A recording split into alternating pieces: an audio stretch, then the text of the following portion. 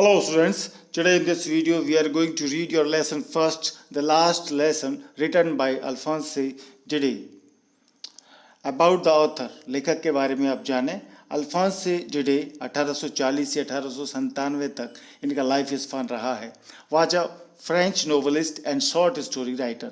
ये एक फ्रांस के अच्छे उपन्यासकार थे. लघु कथाएं, शॉर्ट स्टोरीज ये लिखते थे. द लास्ट लेसन, ये जो इस लेसन का टाइटल है, is set in the days of Franco Prussian war in which France was defeated by प्रसिया led by Bismarck. ये जो टाइटल है आपके लेसन का, द लास्ट लेसन, ये उन दिनों का है जब फ्रांस और जर्मनी, जिसको प्रशियन बोला गया है, तो फ्रांस और जर्मनी या प्रशियन जिसको कहेंगे, उसके बीच में युद्ध हुआ था 1870-1871 के बीच में, जिसमें कि फ्रांस की बुरी तरीके से हार हुई थी. जर्मनी ने, प्रसिया ने हरा दिया था, जो कि बिस्मार्क उस समय वहाँ के सम्राट थे. उनके फॉलोइंग में Prussia then consisted of what now are the nations of Germany, Poland and parts of Austria. Prussia उस समय इन 3 क्षेत्रों से मिला था, राष्ट्रों से मिलकर बनता था. जर्मनी, पोलैंड और ऑस्ट्रिया का कुछ पार्ट था, इनसे मिलकर के बना था. In this story the French district of Alsace और and Lorraine have passed into Prussian hands. इस कहानी में ये बताया गया है कि फ्रांस के 2 डिस्ट्रिक्ट जो थे, जिनके नाम थे अल्सेक और लॉरेन, ये उस समय प्रसिया के हाथों में, जर्मनी के हाथों में चले गए थे. Read the story to find out what effect this had on life at school. अब इन 2 जिलों के रहने वाले जो लोग थे, वहाँ के जो स्कूल थे, उन पर क्या असर पड़ा, वो इस कहानी में हम जानेंगे. तो इस कहानी से पहले हम एक इंट्रोडक्शन आपको देते हैं इस चैप्टर का, द लास्ट लेसन का. Prussia was a powerful European empire. Prussia बहुत ही शक्तिशाली यूरोपियन एम्पायर था. It consisted of Germany, Poland and parts of Austria. ये जर्मनी, पोलैंड और कुछ ऑस्ट्रिया का पार्ट्स हिस्सा था, उससे मिलकर के बना था उस समय Prussia. There was a war between Prussia and France 1871-72. उस समय एक युद्ध हुआ प्रसिया और फ्रांस के बीच में 1871 से 72 के बीच में. फ्रांस वाज डिफीटेड, फ्रांस हार गया. And 2 district of France namely Alsace and Lorraine passed into the hands of Prussia. और फिर इस हार के बाद में इसके जो 2 डिस्ट्रिक्ट थे, जिनके नाम दिए हैं एल्सेक और लॉरेन, ये प्रसिया के हाथों में चले गए. The lesson describes how the Prussian rule affected the life of the people of एल्सेक.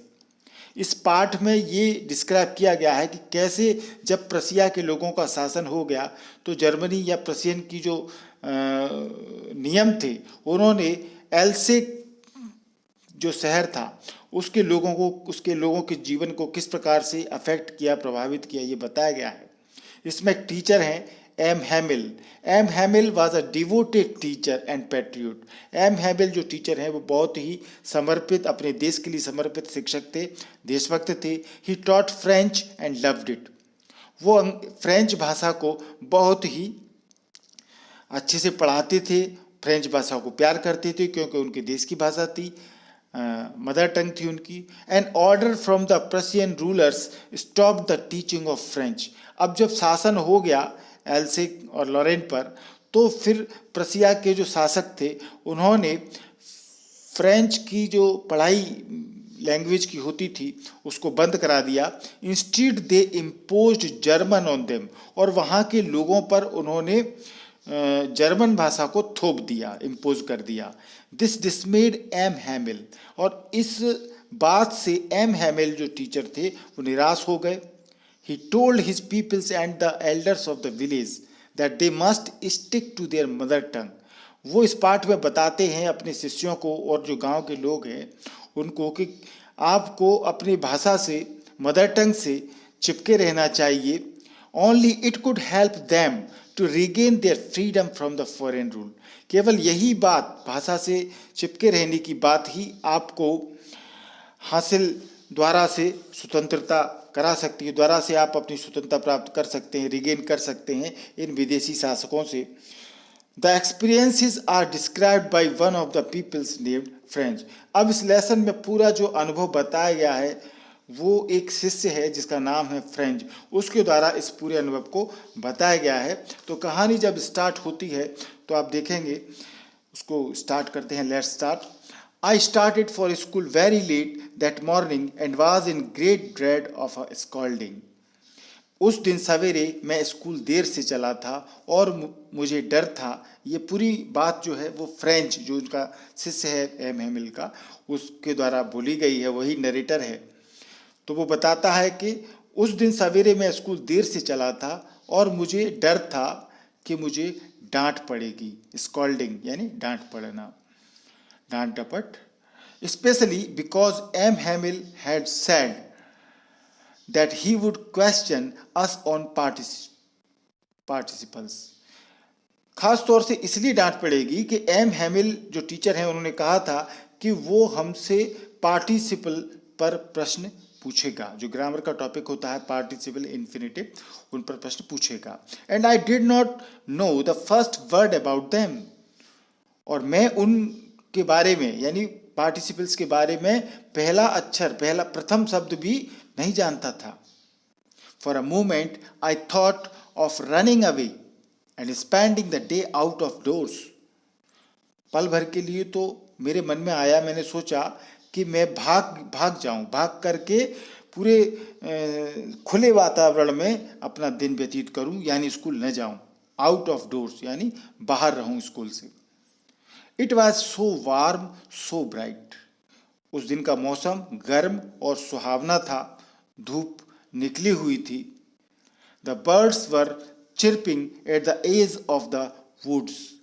पक्षी, चिड़ियाएं वन के, जंगल के किनारे चहचहा रहे थे। चिरपिंग यानी चहचहाना। And in the open field back of the sawmill the Prussian soldiers were drilling. और प्रसिया के जो सैनिक थे, जर्मनी के जो सैनिक थे, क्योंकि अब प्रसिया के सैनिक आ चुके थे इस शहर में, तो 100 मिल यानी आरा मिल, जहाँ लकड़ी के गट्ठे कटते हैं उसको आरा बोलते हैं, आरा मशीन। तो आरा मिल के पीछे खेतों में उस सैनिक प्रसिया के ड्रिल कर रहे थे, यानी अपनी प्रैक्टिस कर रहे थे। It was all much more tempting than the rule for participles. अब चूंकि जो फ्रेंच है बच्चा, वो लालायित होता है, उसे लगता है कि वो पार्टिसिपल्स के नियमों से अधिक उसको ये ड्रिलिंग देखना अच्छा लग रहा था, तो उसको ये आकर्षक लगता था खेत में सैनिकों को देखना। But I had the strength to resist and hurried off to school. परंतु फ्रेंच बोला, मुझ में आत्मसंयम की शक्ति थी, स्ट्रेंथ टू रेसिस्ट, और मैं स्कूल की ओर भाग पड़ा। When I passed the town hall, there was a crowd in front of the bulletin board। और जब मैं उस शहर से गुजर रहा था, शहर में से टाउन हॉल के पास से जब मैं जा रहा था, तो बुलेटिन बोर्ड यानी एक सूचना पट होता है, नोटिस बोर्ड होता है, जिस पर के सभी शहर की सूचनाएं अधिकारी डालते हैं, चिपकाते हैं, पेस्ट करते हैं या लिखते हैं। तो बुलेटिन बोर्ड के सामने भीड़ थी टाउन हॉल के पास से। जब मैं जा रहा था तो मैंने देखा बहुत भीड़ थी बुलेटिन बोर्ड के सामने। For the last 2 years all our bad news had come from there. पिछले 2 वर्षों से हमारी सभी जो भी बुरी खबरें थी वहाँ से ही आई थी, यानी बुलेटिन बोर्ड पर ही खबरों को बताया जाता था। द लॉस्ट बैटल्स, चाहे वो युद्ध में हार की बात हो, पराजय सेना की बात हो, द ड्राफ्ट या फिर सेना भर्ती की बात हो, the orders of the commanding officer, सैनिक अधिकारियों के आदेश। And I thought to myself, फिर मैंने बिना रुके सोचा, विदाउट स्टॉपिंग मैंने सोचा, what can be the matter now. अब क्या बात है, क्योंकि उसने देखा कि टाउन हॉल के पास बुलेटिन बोर्ड के सामने बहुत भीड़ है। तो अब तक जो भी समाचार थे वो बुलेटिन बोर्ड पर ही आते थे, तो अब वो जानना चाहता था कि अब क्या बात है, यहाँ पर इतनी भीड़ क्यों है। Then as I hurried by as fast as I could go. और फिर जब मैं बहुत तेज भाग रहा था, जितना तेज में भाग सकता था स्कूल की तरफ, द ब्लैक स्मिथ वेक्टर, तो वहाँ एक लोहार था जिसका नाम था वेक्टर, हु वॉज देयर, वो वहाँ था, विद हिज अप्रेंटिस, अपने शागिर्द, अपने उसके चेले उसके साथ थे। रीडिंग द बुलेटिन, वो भी उस नोटिस बोर्ड को पढ़ रहा था, बुलेटिन को। कॉल्ड आफ्टर मी, उसने मुझे पीछे से पुकारा और क्या कहा मुझसे, डोंट गो सो फास्ट, ऐसी जल्दी ना करो। बब, बब यानी बॉय, लड़का, लड़के इतनी जल्दी ना करो। You will get to your school in plenty of time, अभी स्कूल पहुंचने के लिए तुम्हारे पास काफी समय है। I thought he was making fun of me, मैंने सोचा कि वो मेरा मजाक उड़ा रहा है, हंसी कर रहा है। And reached M Hamel's little garden all out of breath, और मैं हाँफता हुआ एम हैमिल के छोटे से बगीचे में पहुंचा। Usually when school begin there was a great bustle, जब भी साधारणतया जब स्कूल शुरू होता था तो भारी कोलाहल होता था। बसल यानी कोलाहल, हलचल, भागदौड़, खूब शोर शराबा होता था। which could be heard out in the street, the opening and closing of desk lessons repeated in unison, very loud, with our hands over our ears to understand better, and the teacher's great ruler rapping on the table. जो भी शोर शराबा होता था, जिसका शोर सड़क पर सुनाई पड़ जाता था, गलियों से बाहर सुनाई पड़ता था, डेस्कों के खुलने और बंद होने का शोर जो साधारणतः क्लास में होता है, डेस्क खुलना बंद होना, अपने हाथों को कानों पर रख कर के सबका, जो भी क्लास में बैठे हैं सबका मिलकर के पाठ को जोर से बोलना, लाउड, ताकि हम पाठ को अच्छी तरह से समझ सकें। और अध्यापक के डंडे का मेज पर खटखटाना, रूलर, रूलर यानी जो अध्यापक के हाथ में छड़ी होती है, रूलर बोलते हैं उसको। रैपिंग यानी थपथपाना, तो अध्यापक को जब भी शोर शराबा शांत करना होता है तो वो टेबल पर डंडा या छड़ी जो भी होती है उसके हाथ में रूलर, उसको खटखटाता है। But now it was all so still, I had counted on the commotion to get to my desk without being seen. परंतु अब सब कुछ शांत था। जब वो स्कूल में आया तो ऐसा होता था शोर शराबा, पर अभी नहीं हो रहा था, अभी सब कुछ शांत था। मैंने इस बात पर भरोसा किया था कि उस शोर में बिना किसी को देखे अपने डेस्क तक मैं पहुंच जाऊंगा। But of course that day everything had to be as quiet as Sunday morning. परंतु उस दिन ऐसी खामोशी थी जैसी संडे की सुबह होती है। Through the window I saw my classmates, खिड़की से मैंने अपने झांका, देखा अपने सहपाठी जो क्लासमेट्स थे, मेरे सारे सहपाठी जो अंदर थे, ऑलरेडी इन देयर प्लेसेस, वो अपनी अपनी जगह पर पहुंच चुके थे।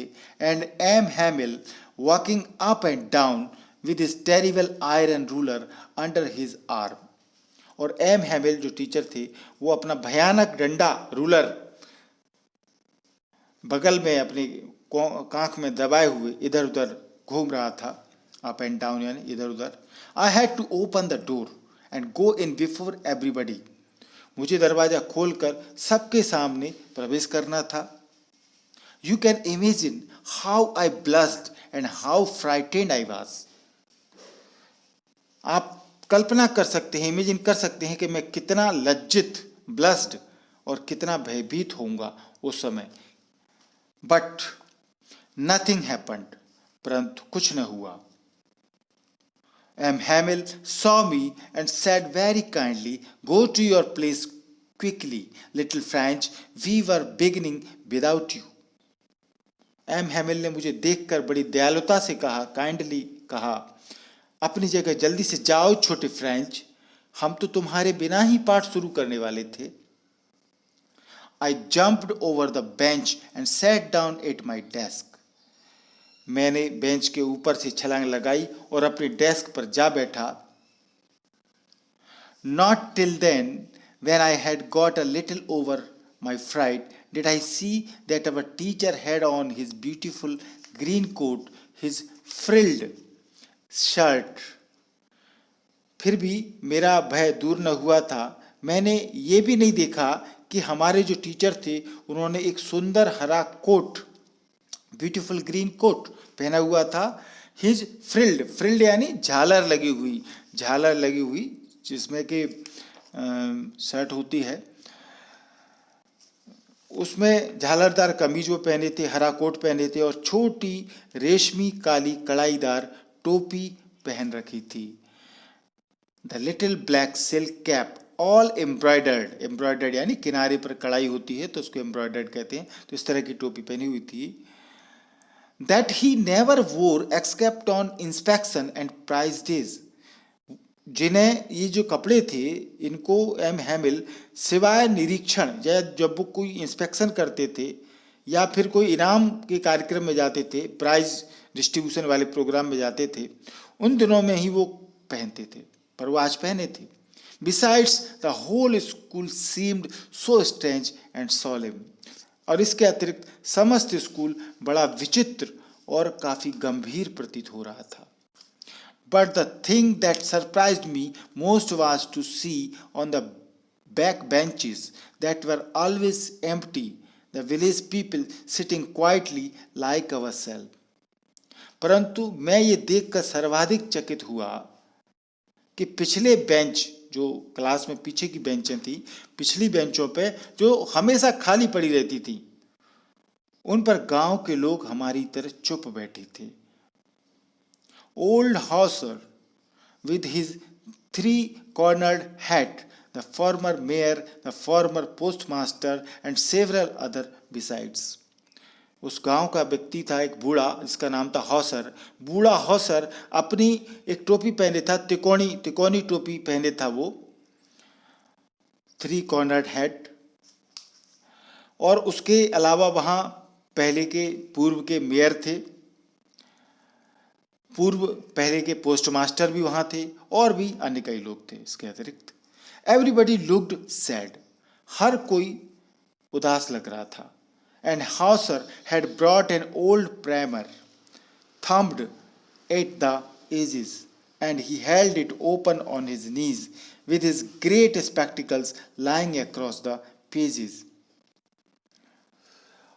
हाउसर जो बूढ़ा था वो अपने साथ एक पुरानी प्राइमर यानी एक प्रथम पुस्तिका, जिसमें कि छोटे बच्चे ABCD सीखते हैं, अ ब स सीखते हैं, उसको प्राइमर बोलते हैं। मानो तो वो क्लास में बूढ़ा होकर भी पहली बार क्लास में सीखने आया था, तो बूढ़ा हौसर अपनी प्रथम पुस्तिका लाया था जो किनारों पर अंगूठे से मैली हो गई थी। थम्ब्ड यानी मैले हो जाना, क्योंकि पढ़ते पढ़ते या किसी भी काम से गंदे हाथों से मैली हो गई थी वो, और उसने हौसर ने खोल कर वो अपनी गोद में रखी हुई थी और उस पर उसकी ऐनक, स्पेक्टिकल्स यानी चश्मे, उसके चश्मे उस पर गड़े हुए थे, उसकी निगाह थी। ये आप स्क्रीन पर देख सकते हैं इस तरह की प्राइमर बुक जिसमें हम सीखते हैं। While I was wondering about it all, M. Hamill mounted his chair and in the same grave and gentle tone which he had used to me, जब मैं इन सब के बारे में हैरान हो रहा था, एम हैमिल अपनी कुर्सी पर बैठ गया और उसी गंभीर और शांत स्वर में वो मुझसे बोला, या मुझसे नहीं मतलब सभी बच्चों से बोला एम हैमिल। उसने कहा, my children, this is the last lesson I shell give you. मेरे बच्चों, ये अंतिम पाठ है जो मैं तुम्हें पढ़ाऊंगा। The order has come from Berlin to teach only German in the schools of Alsace and Lorraine. Berlin जो जर्मनी का शहर है, बर्लिन से ये आदेश आया है कि अल्सेक और लॉरेन में केवल जर्मन पढ़ाई जाएगी। बर्लिन से आदेश आया है। The new master comes tomorrow, नया अध्यापक कल आ जाएगा। This is your last French lesson, ये तुम्हारा अंतिम पाठ है। I want you to be very attentive, मैं चाहता हूं कि आप मेरी बात को ध्यान से सुने। What a thunderclap these words were to me. इन शब्दों से मैं अचानक चौंक पड़ा। इतना ऐसा चौंका इस बात से जैसे बिजली कड़की हो। Oh, the wretches! That was what they had put up at the town hall. वो सोचने लगा, ओह, उन दुष्टों ने टाउन हॉल पर यही सूचना लगा रखी थी। यानी जो एम हैमिल ने कहा था वो सोच रहा है फ्रेंच कि वही बात फ्रेंच कह रहे हैं, वो एम हैमिल कह रहे हैं जो बुलेटिन बोर्ड पर लिखी हुई थी, तभी वहाँ पर इतनी भीड़ थी। My last French lesson, why I hardly knew how to write I should never learn any more. French सोच रहा है कि मेरा फ्रेंच का अंतिम पाठ। क्यों? मुझे तो अभी ढंग से लिखना भी नहीं आता था। I should never learn any more, मुझे आगे नहीं पढ़ना चाहिए। I must stop there, then oh how sorry I was for not learning my lessons. मुझे वहां पर भी रुकना पड़ेगा। मुझे कितना दुख था, मैंने पाठ इसलिए नहीं पढ़े थे। फॉर सीकिंग बर्ड्स एग्स और गोइंग स्लाइडिंग ऑन द सार, ताकि मैं पक्षियों के अंडे खोज सकूं या सार पर स्लाइडिंग कर सकूं। क्योंकि वो स्कूल बंक करके स्कूल में पढ़ने में मन नहीं लगता था, भाग जाता था और पक्षियों के अंडे खोजता रहता था, सार पर स्लाइडिंग फिसलता रहता था। तो वो सोच रहा है, उसे दुख है कि वो फ्रेंच सीख नहीं पाया। My books that had seemed such a nuisance a while ago, so heavy to carry, my grammar and my history of the saints were old friends now that I couldn't give up. मेरी पुस्तकें, मेरी grammar, व्याकरण, संतों का इतिहास, जो कुछ समय पहले मुझे मुसीबत लगती थी, न्यूसेंस यानी आफत लगती थी और उठाने में भारी लगती थी, अब मेरी पुरानी मित्र बन गई थी, जिनको मैं छोड़ नहीं सकता था, जिनको मैं कभी नहीं छोड़ सकता था। And M. Hamel too, the idea that he was going away, that I should never see him again, made me forget all about his ruler and how cranky he was. और एम हैमिल भी, French सोच रहा है, M हैमिल भी इस विचार से कि वो अब जा रहा है और मैं उसे कभी नहीं मिल सकूंगा, उसके डंडे और वो खुद कितना गुस्सैल था, क्रैंकी था, वो सब मैं भूल गया। Poor man, it was an honor of this last lesson that he had put on his fine Sunday clothes, and now I understood why the old men of the village were sitting there in the back of the room. बेचारा, उस French सोच रहा है M हैमिल के बारे में, बेचारा उसने इस अंतिम पाठ, लास्ट लेसन के सम्मान में ये संडे को पहनने वाले सुंदर कपड़े पहन रखे थे। और अब मैं ये भी समझ गया था कि गांव के बूढ़े लोग इस कमरे में पीछे क्यों बैठे थे। It was because they were sorry to that they had not gone to school more. इसीलिए बैठे थे क्योंकि उन्हें भी दुख था कि वे स्कूल में और अधिक क्यों नहीं गए थे। It was their way of thanking our master for his 40 years of faithful service. हमारे जो टीचर थे उसका 40 साल की ईमानदारी की सेवा का धन्यवाद करने ये लोग आए थे।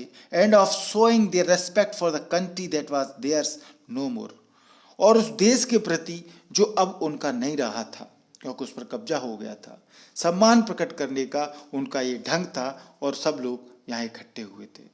While I was thinking of all this, और जब मैं ये सब कुछ सोच रहा था, I heard my name called, तो मैंने अपने नाम का बुलावा सुना, यानी टीचर ने फ्रेंच का नाम लिया था। It was my turn to recite, और अब मेरी सुनाने की बारी थी। जो हर बच्चा क्लास में जो काम दिया जाता है उसको सुनाता है, उसकी बारी आ गई थी, उसका नाम भूल गया था। What would I not have given to be able to say that dreadful rule for the participle all through. मैं पार्टिसिपल के उस भयानक नियम को सुनाने के योग्य होने के लिए और बिना किसी गलती के, वेरी लाउड एंड क्लियर, बिल्कुल ऊंचे और स्पष्ट शब्दों में सुनाने के लिए क्या कुछ करने को तैयार नहीं था। एंड विदाउट वन मिस्टेक, बिना कोई गलती किए। But I got mixed up on the first words and stood there, परंतु मैं तो पहले ही शब्द में अटक गया और अपने डेस्क को पकड़े खड़ा था, यानी वो नहीं सुना, रूल को सुना नहीं पा रहा था। Holding on to my desk, मैं अपनी डेस्क को पकड़े हुए था। And my heart beating and not daring to look up, और मेरा दिल धड़क रहा था और निगाहें ऊपर उठाने का मुझ में साहस नहीं था।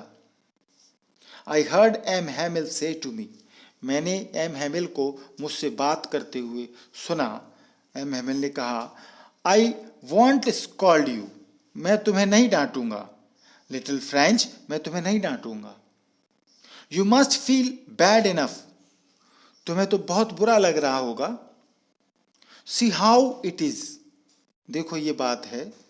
Every day we have said to our self, हर दिन हम खुद को कहते हैं, वाह, I have plenty of time, मेरे पास बहुत समय है। I will learn it tomorrow, मैं कल पढ़ लूंगा।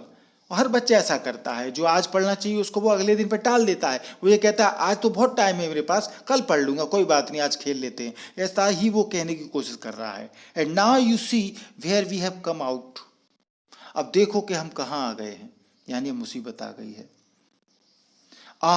That's the great trouble with Alsace, बड़ी मुसीबत है, एल्सिक के साथ भी ऐसा ही हुआ है। She puts of learning till tomorrow, क्योंकि उसने भी सीखना अगले दिन पर टाल दिया था, वो टालती रहती है। यानी एल्सिक के रहने वाले लोग भी इसी तरीके से पढ़ने नहीं आए और उन्होंने बातों को टालते रहे। वो now those fellows out there will have the right to say to you, अब उन बाहर के लोगों को ये कहने का अधिकार होगा, जिन्होंने कब्जा कर लिया है, बाहर के लोग हैं वो, तो उन बाहर के लोगों को ये कहने का अधिकार होगा, हाउ इज इट, क्या बात है, you pretend to be Frenchman, तुम कहते हो कि तुम फ्रांस के लोग हो, and yet you can neither speak nor write your own language, लेकिन फिर भी तुम ना अपनी भाषा, खुद की भाषा को बोल सकते हो और ना लिख सकते हो। यानी टीचर डांट रहा है सबको, क्योंकि उन्होंने लापरवाही की, वो सीखे नहीं। तो बाहर के लोग तो ये कहेंगे ही कि तुम्हें तो अपनी भाषा भी लिखना पढ़ना नहीं आता।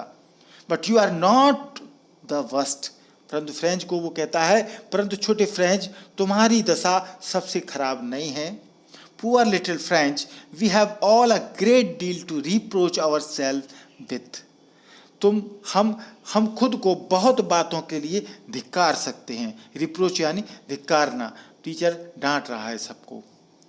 वो फ्रेंड से कहता है, your parents were not anxious enough to have you learn, तुम्हारे माता पिता तुम्हें पढ़ाने को बहुत इच्छुक नहीं थे।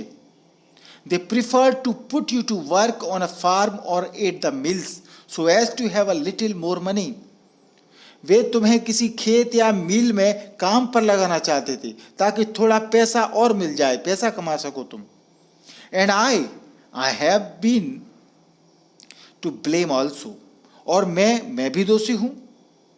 Have I not often sent you to water my flowers instead of learning your lessons, क्या मैंने कई बार तुम्हें पाठ पढ़ाने की बजाय अपने फूलों को पानी देने के लिए नहीं भेजा था। यानी टीचर भी कभी कभी स्टूडेंट को पढ़ाने की बजाय दूसरे कामों पर भेज देते हैं। तो वो कहता है कि मैंने भी तुम्हें अपने फूलों में पानी डालने के लिए भेजा था, यानी बर्बादी की थी टाइम की। And when I wanted to go fishing did I not just give you a holiday, और जब मेरा मन मछलियां पकड़ने के लिए जाने को होता था, तब क्या मैं तुम्हें छुट्टी नहीं देता था।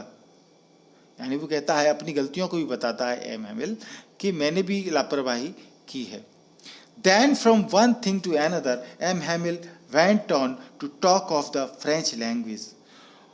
और फिर एक बात करते हुए दूसरी बात करते हुए एम हैमिल फ्रेंच भाषा की बात करने लगा, saying that it was the most beautiful language in the world, the clearest, the most logical, that we must guard it among us and never forget it.